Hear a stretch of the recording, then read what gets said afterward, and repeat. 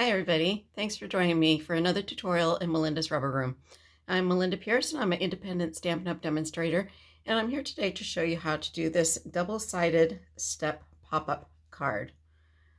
So it looks like it's kind of complicated, but it's actually pretty easy to do, and it folds flat for shipping. It does require a larger envelope. It requires a 5x7 envelope, but those are pretty readily available. And you can see how it pops up, and it does stand up on a surface. So let me get you right to the project. All right, so I have done a couple of these. So the first one that I was showing you is using the tulip paper from the new mini catalog from Stampin' Up. I have this one as well. This one is from the, what is this one called? Hand-penned designer series paper that's in the main catalog from Stampin' Up. And then this is the peach paper. Can't remember the name of the actual designer series paper, but it is in the main Stampin' Up! Catalog as well. So lots of choices there. This is a great card to use use up some designer series paper, even the little scraps that you might have. And then I also used little scraps of paper on the sides here too. So it's really a fun way to use up that designer series paper. Okay, so if you haven't followed me before, you can find me on Facebook at Melinda's Rubber Room. That is also, I also use Melinda's Rubber Room for all of my YouTube videos, so you can find me there. If you would like to shop Stampin' Up! And support my business, you can find me at melindapierce.stampinup.net, and you can find all of the products that Stampin' Up! Offers right there. Okay, so getting to our project, we're going to start with the main base of the card, which measures 5 inches by 7 inches. And we are going to score that at 7 inches, 8 inches, 9 inches, and 10 inches, all along the long side of the paper. So I've already scored my paper, but I would just put this in my cutter. See if I can keep that there. And find the 7-inch mark. Oops, going this way. 7-inch mark. Score with my beige blade, the lighter of the two blades. Score that at 7 inches, move it over to 8 inches, score it, move it to 9 inches, and score it, and 10 inches, and score the paper. I'm then going to move the paper all the way to the end, and this is my cutting channel right here, this dark area. I'm just going to move the edge of the paper over just a little bit, and again, I've already done this to my paper, so I'm not going to cut it again, but I would move it over to about 1/8 of an inch and just cut a little slice off of that edge using the darker of the two blades. Okay, so all of those instructions are right here on this little post-it. And then what I'm going to do is go ahead and fold on all of those score lines. And I'm going to burnish it with my bone folder.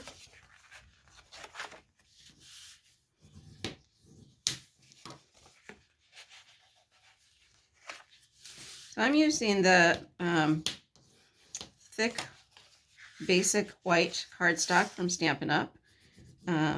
This card has a lot of layers to it, so you want to use a cardstock that is thick enough to stand up, but also not too thick that it adds a lot of weight to the card for mailing purposes. So the thick basic white cardstock is perfect for that. Okay, so I am just going to add a little bit of glue.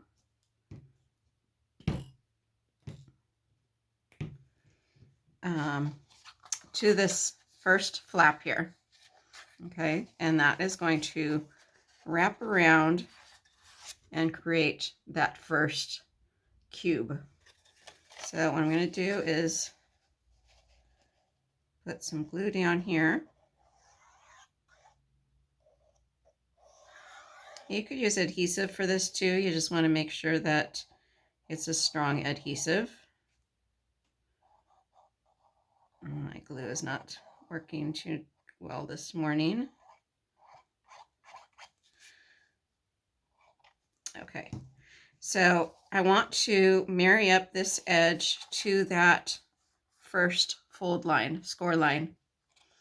So I'm going to just bend it down, find that edge of that score line, and just press it all together.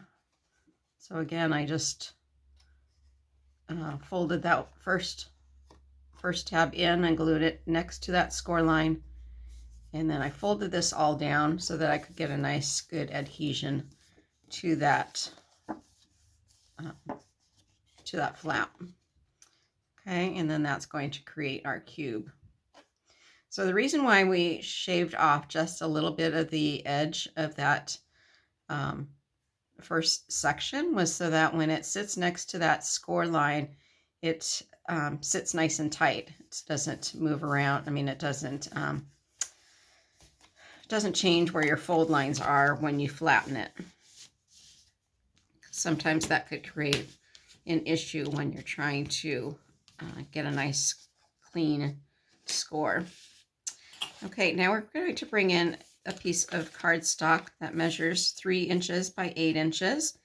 And we're basically going to do the same thing. So we're going to score it at 4 inches, 5 inches, 6 inches, and 7 inches, and then just shave off a little bit on that first edge.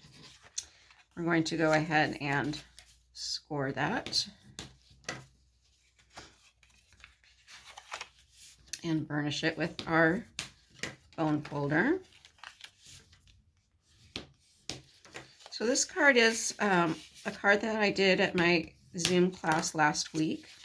I do my Zoom classes on Wednesday and Saturdays from 10 in the morning till noon Pacific time.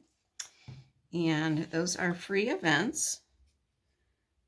And it's a great time just to share what we're working on and to learn some new techniques or a new fold like this one. So hopefully you can check out my Zoom events. They are all posted on my Facebook page at Melinda's Rep Room. So you can get all the details there. I do give you all of the dimensions for all of the cardstock that needs to be provided ahead of time so that you can do the project along with me.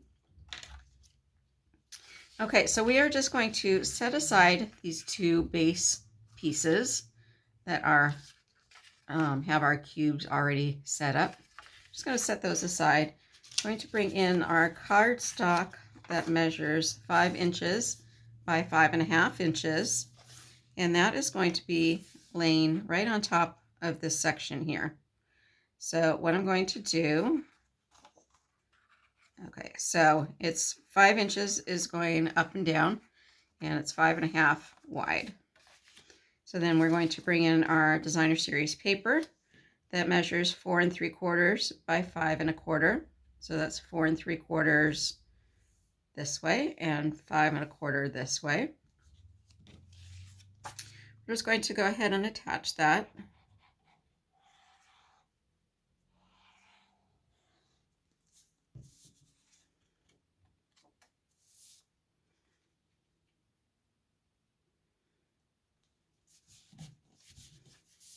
So that's going to be this section here.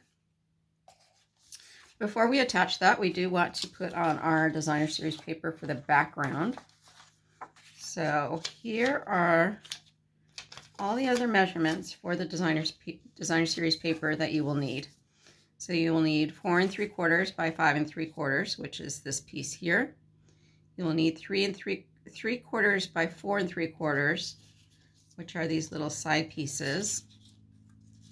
You will need 3/4 by 2 3/4 and 1 inch by 6 3/4. So these 3/4 pieces, the 3/4 inch pieces, are for these side pieces.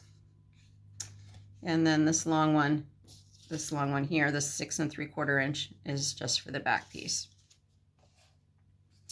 Okay, so I'm going to go ahead and attach this. So you want to pick designer series paper that coordinates with each other. And Stampin' Up! Does an awesome job of making designer series paper that is double-sided, so they obviously will coordinate with each other. So I just used the same piece of designer series paper and just I'm using one side for part of the project and the other side for the other part of the project. Okay, so that's going to go like that. I can go ahead and attach this piece now. So I am just going to put a little bit of glue right on top of this top part of the cube. And being a cube shape and not flat, it makes it difficult to make a good adhesive bind here. So I'm actually going to flatten this fold and bring the paper right up to that score line.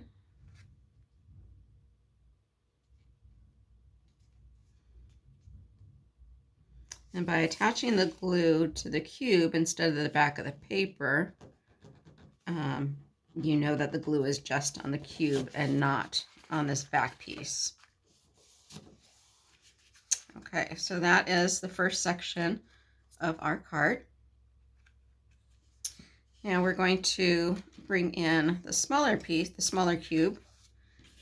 And we have designer series paper that measures 2 3/4 by 3 3/4 and 2.5 inches by 3.5 inches. And we're just going to take the larger of the two that's going to be attached to this side of the cube. I'm going to go ahead and attach that.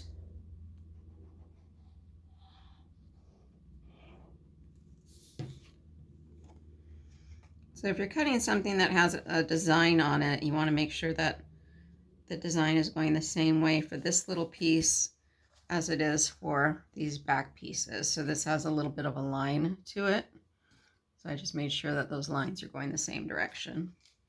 And again, to make a good adhesion to this piece, I flattened out that cube so that I could adhere this easily to that front part. Okay, now we're going to take the smaller of the two pieces of designer series paper. So this measures the 2.5 by 3.5. Making sure that my paper is facing the right way. And that goes right like that. And then we're going to take this cube and with this section of the cube, so it'll be the bottom of the cube, we're just going to put some glue on there.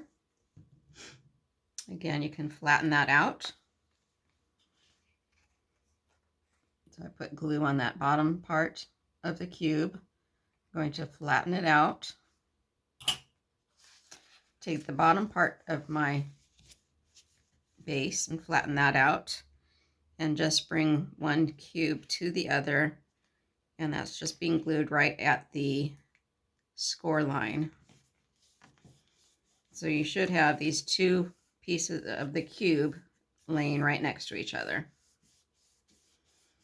Just make sure you have good adhesion on those, and then those will pop up like so. So you can see that these are flat next to each other. You can also move this cube anywhere you want on this section of the card. You can move it up or down, have it in the middle if you want, but I think having it down like that makes it stand up better. So it stands up a little bit stronger, I think, than if you were to move this cube up on this this side piece. Okay, so all that we have left is to attach these little pieces that these were the 3/4 inch pieces. 3/4 inch by 4 3/4 and 3/4 by 2 3/4. I think I'm going to use the green side facing up just to have some contrast.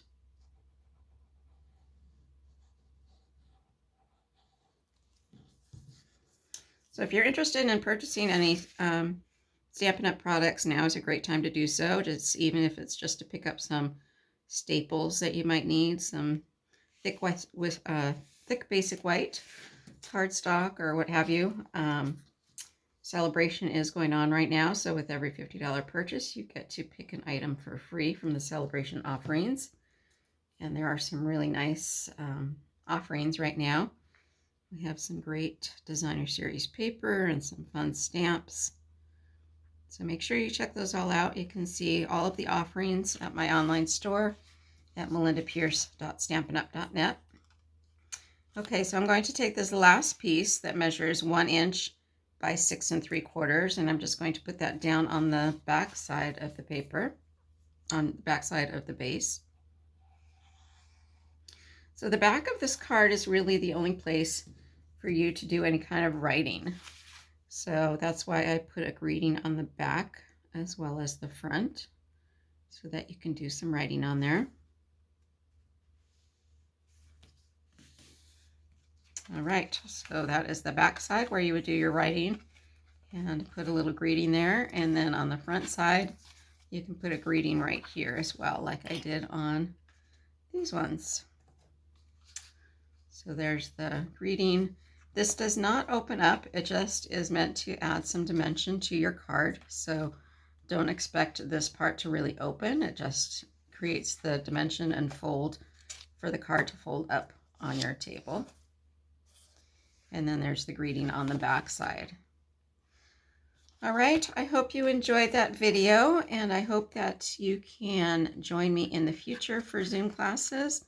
I am offering the products needed to create the cards for my Zoom classes. So if you prefer to get a card packet in the mail that has all the products to make the cards, all of the cardstock and dies, die cuts, just feel free to reach out to me and I can get those in the mail for you. I do make a YouTube video after I do my Zoom classes so that you can go back and do the card at your leisure as well. So feel free to reach out to me either in the comments on this video or over on my Facebook page at Melinda's Rubber Room, and I would be happy to help you out. Have a fantastic day, and thanks again for joining me. Bye-bye.